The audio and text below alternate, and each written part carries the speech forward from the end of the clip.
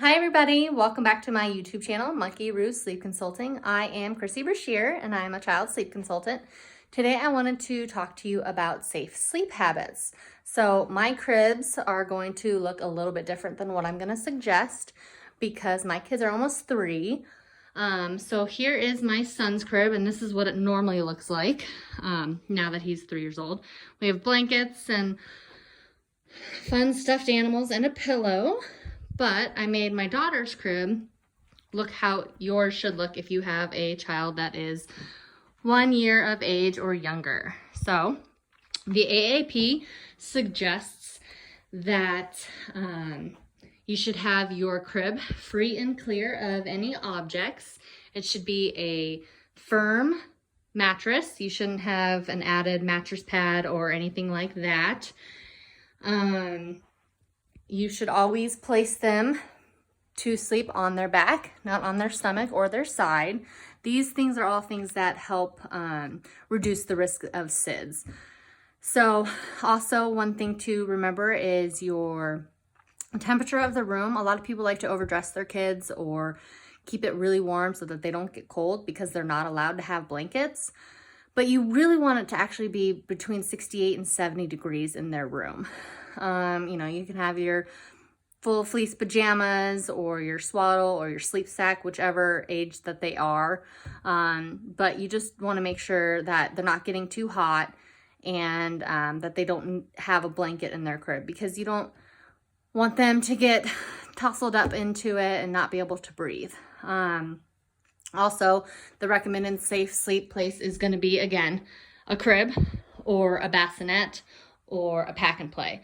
You don't want them sleeping in the couch or in bed with you or anything that's a soft surface. It needs to be firm. Also, other things that can help reduce the risk of SIDS is going to be pacifiers at bedtime and nap time. It's not something that you need to keep replacing throughout the night, but to have them start the night with their pacifier is good for reducing the risk of SIDS, and even breastfeeding can have healthy benefits.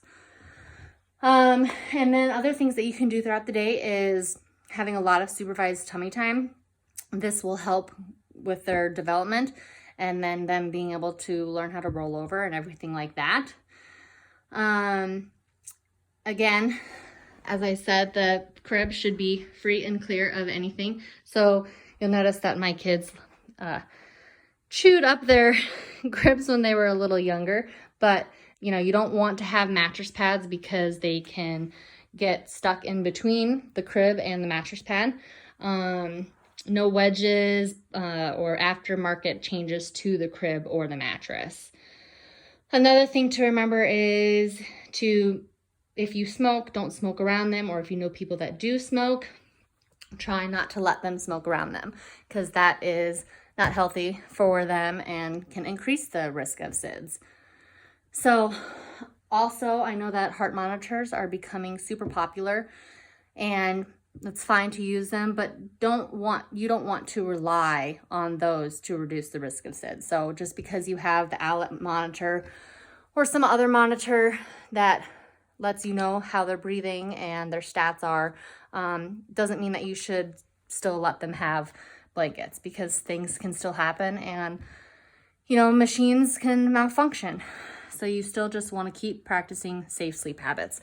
And just so you know, like my son's crib, we introduced the blanket probably close to a year, but we didn't introduce the pillow and all of this fun stuff until later.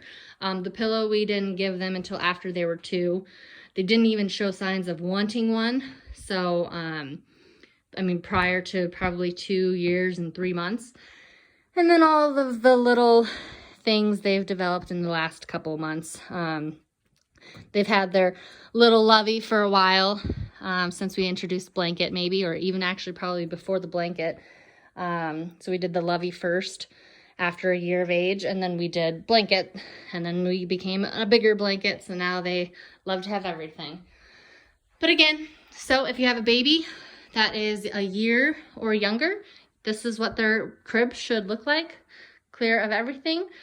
Normally this room is super dark, so this is how sleep should be for nap time, blackout curtains. I even usually have the curtains drawn, and then obviously the lights off, and it's pitch black in here. I'll try to show you a little bit.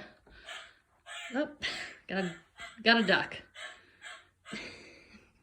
So obviously it's going to be normally darker than this because my blinds will be shut better, and I won't have my computer in here. But anyway, I just wanted to give you a little information about safe sleep habits, and I hope everybody understands them. And if you have any questions at all, just let me know.